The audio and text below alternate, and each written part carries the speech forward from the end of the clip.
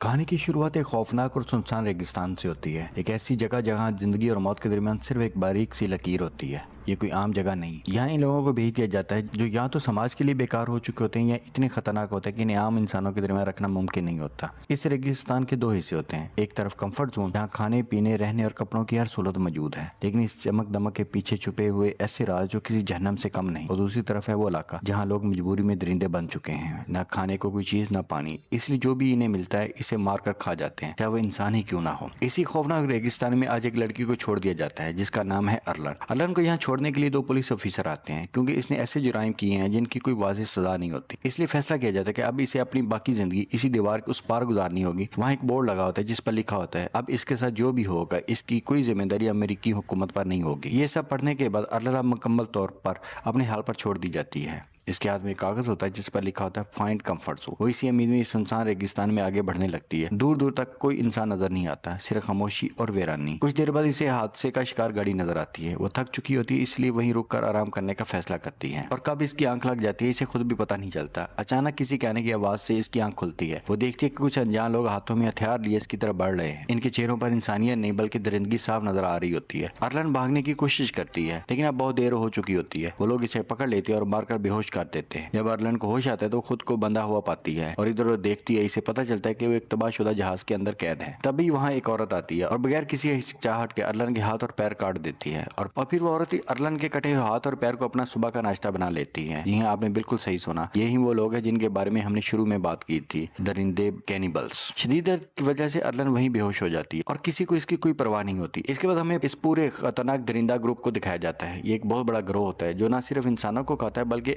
अपनी फिटनेस का भी बहुत खास ख्याल रखता है। और इन्होंने कुछ इंसानों को कैद करके रखा होता है ताकि इनके खाने में कभी कमी ना आए। यहीं पर हमें एक और अहम किरदार दिखाया जाता है, जेसन, जो इसी खतरनाक ग्रुप का हिस्सा होता है। इसका एक छोटा सा खानदान भी होता है जिसके साथ आगे चलकर कुछ बुरा होने वाला है। अब कहानी का रुख बदलता है। हम कंफर्ट जोन पहुंचते हैं। यहाँ की जिंदगी बिल्कुल मुख्तलिफ है। साफ पानी, अच्छा खाना, रहने के लिए जगह, यानी यहाँ किसी चीज की कमी नहीं है। दूसरी तरफ अरलन नोटिस करती है कि वो काल कोठरी जैसे कमरे में बंद है। शायद इन लोगों का ये स्टोर रूम होता है। तभी ऊपर से एक दिल दहला देने वाली चीख सुनाई देती है। ये आवाज सुनकर अरलन खौफ से कांपने लगती है और खुद को समेट लेती है। इसी खौफ में रात गुजर जाती है। अगली सुबह वही औरत दोबारा इसके पास आती है। अरलन ने अपने जिस्म पर अपनी गंदगी को मल लिया होता है, जिसको देखकर वो इसे नफरत से पीछे हट जाती है। लेकिन इसे खाना तो है ही। वो पानी लेने चली जाती है और इसी दौरान अरलन एक मौका देखती है और वहाँ पड़ी एक लोहे की रॉड चुपके से अपने पास छुपा लेती है। जैसे ही वो औरत वापस आती है अरलन इस पर जोरदार हमला कर देती है और इसे मार देती है। ये सब एक कैदी देख लेता है लेकिन वो कुछ बोल नहीं पाता है क्योंकि इसकी जुबान पहले ही काट कर खा ली गई होती है। अब अरलन जल्दी से वहां से निकलने का प्रोग्राम बनाती है। वो एक स्केटिंग बोर्ड पर लेटकर काफी दूर निकल जाती है लेकिन वो पहले ही बहुत कमजोर हो चुकी होती है, इसलिए ज्यादा देर तक नहीं चल पाती। आखिरकार वो थक कर रुक जाती है। तभी एक बूढ़ा आदमी वहां आता है जिसके हाथ में एक ट्रॉली होती है। वो अरलन को ट्रॉली पर बैठाता है और कंफर्ट जोन के गेट तक ले जाता है। दर हकीकत वो बूढ़ा आदमी इसलिए जिंदा है क्योंकि वो बहुत कमजोर है। अगर वो जवान होता तो अब तक किसी की प्लेट में होता। कंफर्ट जोन के लोग अरलन की इस हालत में देखते हैं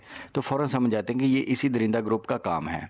वो इसे अंदर ले जाते हैं, इसका इलाज करते हैं, मरहम पट्टी करते हैं और रहने के लिए एक घर भी देते हैं। अरलन अगले 5 महीने वहीं गुजारती है। अब हम इसे पहले से काफी बेहतर हालत में देखते हैं। इसे एक प्लास्टिक की टांग भी मिल चुकी होती है और अब वो एक नॉर्मल जिंदगी गुजार रही होती है। दूसरी तरफ हम दोबारा जैसन के पास आते हैं। वो अपनी बेटी कैट का एक स्केच बना रहा होता है क्योंकि वो एक अच्छा पेंटर होता है। तभी इसकी बीवी आकर बताती है घर में खाना खत्म हो चुका है। ये सुनकर जैसन अपनी पेंटिंग छोड़ देता है और करीब ही बंद एक कैदी की तरफ बढ़ता है जिसे इसने कैद कर रखा होता है क्योंकि आज वही लड़की इनके खानदान का खाना बनने वाली होती है। लड़की इसके सामने हाथ जोड़कर रहम की भीख मांगती है लेकिन जैसन के दिल में जरा भी रहम नहीं होता। वो एक ही बार में इसका सर धड़ से अलग कर देता है और फिर इसके जिस्म के टुकड़े कर देता है। दूसरी तरफ एक सुबह हम अरलन को देखते हैं। जब वो आईने में खुद को देखती है तो इसे अपनी हर कमी साफ नजर आ रही होती है। इसके कटे हुए हाथ और पैर इसे हर लम्हा इस दर्द की याद दिलाता है और अब इसके दिल में सिर्फ एक ही चीज होती है, बदला। इसी इरादे के साथ वो बड़ी मुश्किल से एक बंदूक चुरा लेती है। कंफर्ट जोन के पिछले वाले रास्ते से बाहर निकल जाती है। ये वो रास्ता था जहाँ से बहुत कम लोग जाते हैं। इधर हम जैसन की बीवी और इसकी बेटी कैट को देखते हैं। वो दोनों बाहर निकली होती हैं कुछ जरूरी सामान ढूंढने के लिए। कुछ ही देर बाद अरलन की नजर इन दोनों पर पड़ जाती है।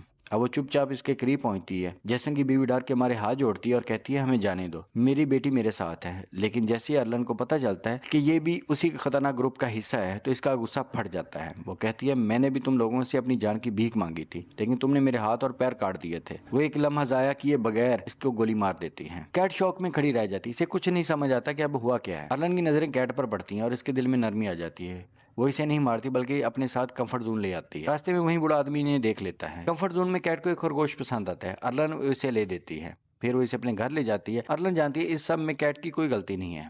दूसरी तरफ काफी इंतजार के बाद जैसन बाहर निकलता है क्योंकि इसकी बीवी और बेटी अभी तक वापस नहीं आई थी। वो इन्हें ढूंढते हुए इधर उधर भटकता है। तभी इसकी नजर एक कूड़ेदान पर पड़ती है जहाँ इसकी बीवी की लाश पड़ी होती है और कुछ कवि इसे नोच नोच कर खा रहे होते हैं। ये मंजर देखकर जैसन समझ जाता है ये किसी और ग्रुप का काम है, ना कि इसके खतरनाक ग्रुप का। इसकी नजरें इस बूढ़े आदमी पर पड़ती है। वो इसके पास जाकर अपनी बेटी की तस्वीर दिखाता है और पूछता है क्या तुमने इसे देखा है? बूढ़ा आदमी कहता है हाँ देखा है, लेकिन एक शर्त है। जैसन पूछता है क्या शर्त है? वो कहता है तुम्हें मेरा भी स्केच बनाना होगा। जैसन गुस्से से भर जाता है लेकिन वो मजबूर होता है। वो वहीं बैठकर इस बूढ़े आदमी का स्केच बनाता है। इसके बाद बूढ़ा आदमी इसी कागज पर एक लफ्ज लिखता है कंफर्ट जोन। ये देखते ही जैसन समझ जाता है इसकी बेटी कहाँ है। इधर अर्लन कैट को एक क्लब में ले जाती है। वहाँ एक बड़ी पार्टी चल रही होती है जो इस इलाके के सबसे अमीर आदमी जॉन की होती है। जॉन इस पूरे इलाके में खास पाउडर सप्लाई करता है जिससे एक ऐसी गोली बनती है जिसे खाने के बाद इंसान एक अलग ही दुनिया में चला जाता है। अर्लन भी वो गोली ले लेती है। इधर कैट के हाथ से इसका खरगोश गिर जाता है और इसे पकड़ने के लिए आगे बढ़ना शुरू कर देती है। तभी इसके सामने जॉन आ जाता है। वो कैट को देख लेता है और इसे अपने साथ अंदर ले जाता है क्योंकि जॉन इस इलाके का मेयर भी होता है और कोई भी इसे रोकने की हिम्मत नहीं करता। अर्लन पर इस पाउडर का असर शुरू हो चुका होता है। इसके आसपास की दुनिया से खूबसूरत लगने लगती है लेकिन फिर भी वो कैट को ढूंढ रही होती है और आहिस्ता आहिस्ता अपना होश खोने लगती है।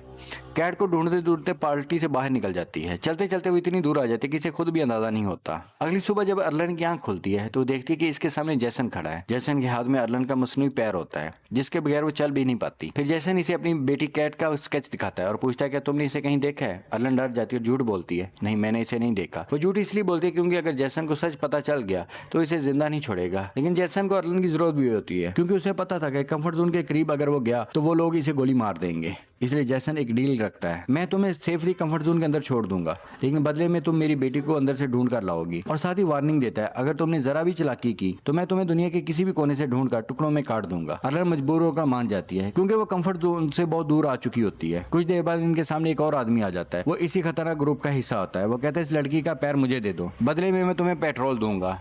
जैसन इनकार कर देता है क्योंकि अगर इसने ऐसा किया तो कभी भी अपनी बेटी तक नहीं पहुंच पाएगा। वो आदमी गुस्से में कहता है मुझे भूख लगी है, मैं इसे लेकर ही जाऊंगा, अगर रोक सकते हो तो रोक लो। और अचानक जैसन अर्लन को इसके हवाले कर देता है। वो आदमी पेट्रोल देकर जाने लगता है। अर्लन चीखने लगती है लेकिन ये सब जैसन का प्लान होता है। जैसे ही वो आदमी पीछे मुड़ता है जैसन पीछे से आकर इस पर चाकू से वार करता है और वो आदमी वहीं मर जाता है। फिर जैसन इसका हाथ काट लेता है। अब दोनों आगे बढ़ने लगते हैं लेकिन तभी एक तेज रेत का तूफान आ जाता है। मजबूरों में खैमा लगाकर वहीं रुक जाते हैं। रात हो जाती है और दोनों वहीं रहने का फैसला करते हैं। जैसन इसी मुर्दा आदमी के हाथ को पकाकर खाता है और अर्लन को भी देता है। यहाँ दोनों के दरमियान लंबी बातचीत होती है। वो एक दूसरे को जानने लगते हैं। जैसन बताता है मैं 16 साल का था तो अमेरिका आने की कोशिश की थी लेकिन बॉर्डर पर पकड़ा गया, तब से इसी जहन्नम में फंस गया हूं। अर्लन भी अपनी कहानी बताती है मैं पहले NCA में काम करती थी लेकिन मैं एक दुश्मन मुल्क के आदमी से मोहब्बत कर बैठी और इस मोहब्बत में मैंने इसे खुफिया मालूमात दे दी। जब अमेरिका को पता चला तो मुझे यहाँ फेंक दिया गया। दोनों एक दूसरे की बातें सुनते सुनते करीब आ जाते हैं लेकिन अचानक पीछे से गोली चलती है और वो गोली सीधी जैसन को लगती है। ये कंफर्ट जोन के लोग होते हैं जो अर्लन को ढूंढते हुए यहाँ तक पहुंचते हैं। अब अर्लन को लेकर कंफर्ट जोन चले जाते हैं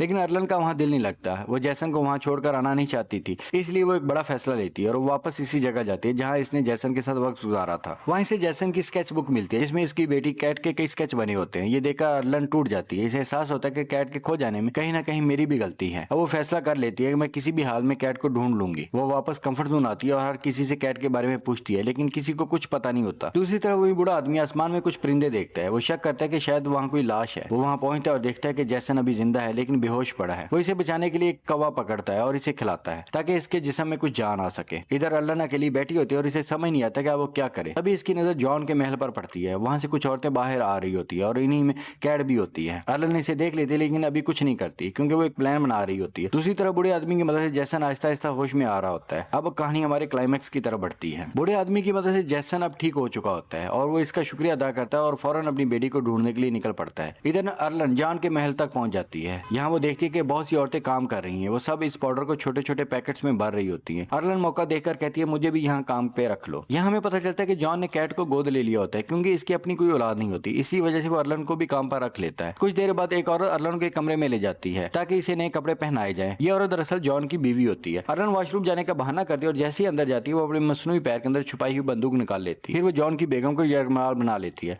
और इसे साथ ले जाकर जॉन के पास पहुंचती है। अर्लन जॉन से कहती है अगर तुमने कैट को आजाद नहीं किया तो मैं इसे मार दूंगी और इसके पेट में पलता हो तुम्हारा बच्चा भी मारा जाएगा। ये सुनते ही जॉन घबरा जाता है और फौरन कैट को छोड़ देता है। अर्लन कैट को लेकर कंफर्ट जोन से बाहर निकल जाती है। इसी वक्त सामने से जैसन आता हुआ दिखाई देता है। अपनी बेटी को जिंदा देखकर इसकी खुशी का कोई ठिकाना नहीं रहता। लेकिन अर्लन एक और बात कहती है मैं भी तुम्हारे साथ चलना चाहती हूँ। ये सुनकर जैसन गुस्से में आ जाता है हम दरिंदे हैं। तुम किसी वक्त हमारा शिकार बन सकती हो। लेकिन अर्लन इनकार कर देती है और कहती है मैं तुम्हें पसंद करने लगी हूँ और मैं तुम्हारे साथ ही रहना चाहती हूँ। इसी दौरान कैट अपने बाप से कहती है मुझे बहुत भूख लगी है। अब जैसन के पास कोई रास्ता नहीं होता, वो वही खरगोश पका देता है जो कैट को बहुत पसंद होता है। ये देखकर अर्लन की आंखों में आंसू आ जाते हैं क्योंकि यही इस दुनिया की हकीकत थी। यहाँ सर्वाइव के लिए इमोशंस की कोई जगह नहीं। आखिरकार जैसन अर्लन को भी एक्सेप्ट कर लेते हैं। अब ये तीनों एक खानदान बन चुके होते हैं, लेकिन ये खुशी कितनी देर रहेगी ये कोई नहीं जानता, क्योंकि इस दुनिया में कब कौन किसका खाना बन जाए कोई नहीं जानता। और इसी के साथ हमारी आज की खतरनाक मूवी खत्म हो जाती है। उम्मीद है आज की कहानी आपको पसंद आई होगी।